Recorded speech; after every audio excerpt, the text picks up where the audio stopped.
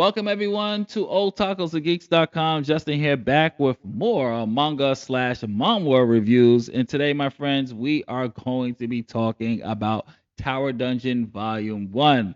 As always, I give you a brief synopsis. And of course, since you guys have comments on my last, due to DMs giving me feedback on my last manga review, you did like the kind of motion comic type of aesthetic. So yes, I did use a certain technology that everybody fears to bring this particular manga to life. But I hope you enjoy it instead of me just talking about it and using still images. So it gives it a little bit of a pop. So that being said, let's get into the book. Let's talk about it. Here is a synopsis. An evil necromancer slays the king and carries off his daughter into the legendary Dragon Tower. To save the princess, her steadfast royal guards assess the stronghold, but the way is blocked by a powerful eldritch creatures. So to supplement their forces in the face of mounting casualties, they press ordinary folks from surrounding villages into service, including Yuva, a sturdy young farm boy with a strong back but no experience in battle, and only a battered old helm and wooden shield to protect him. And this story, honestly, I would have to say it's in the dark fantasy realm, and it's a new series that trades the cyberpunk, cold steel, and black magic of what you would think of Blame. And it's set in this kingdom that's under siege, and it opens with a tired and true setup. Like I just said, this dark necromancer kidnaps the princess, kind of like how Browser would, and traps her in this tower. And it does a good job, I will say, of really capturing that type of setup. The tower itself becomes this central mystery that no one knows how high it goes up. And that's what I really did like about it, or what lies in the wait. The world outside has crumbled, and it has this a slow ascent inward that feels kind of haunting. Rather than focusing on sweeping political intrigue or high stakes melodrama, this particular book strips the story to its bones. We get is a raw survival, eerie silence, and creepy dread. And there's little exposition in here. Much is left to be unsaid.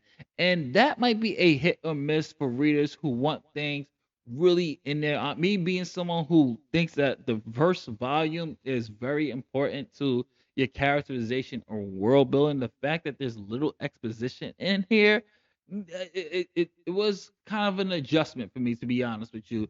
And our main protagonist, as I stated, is this young soldier that's thrust into the nightmare with a small group of hardened fighters. His backstory is hinted at, but like I said, little lack of exposition, so it's not really spelled out. And his personality is more reactive than assertive for now. And this makes him feel somewhat distant in this opening volume, and it's a weakness and otherwise compelling world. The rest of the team is an agent commander. You have your sharp-eyed archer, and you have your quiet mage. Your typical cast of characters if you were playing or creating a JRPG. And they serve their archetypes well, but they also aren't really given much emotional weight. There are hints of a deeper stories to come, but the volume one mostly uses them as vehicles for navigating the tower rather than the characters to explore. But the artwork is where it truly shines and excels. The artwork does a great job of really showing you that archetypal obsession, and it returns in full force from our author. But this time it's filtered through just grim fantasy instead of cyberpunk. You have the tower corridors, the twists that contort with impossible scales, shadows stretch longer than they should, environments breathe with uneasiness, and the use of negative space and high contrast panels and visual silence creates this oppressive, lonely atmosphere that lingers page after page. And the monsters, when they appear, are ugly, grotesque, and horrifying. And they do well to serve the story, part myth and part nightmare. But like I said, the book overall is, at least in volume one, is really being very minimal about things, especially when it comes to exposition. It is not giving you a, I would call this a light appetizer. I don't even call it a full appetizer. And it would take some time, honestly. I had to read it a couple of times to really see how our author was really kind of approaching the book. For that being said, my friends, I'm going to give my final verdict here. And for our books, we have it as a read it slash buy it, rent it at the library or wait for a sale, or you can skip it entirely. I'm going to give Tower Dungeon 1.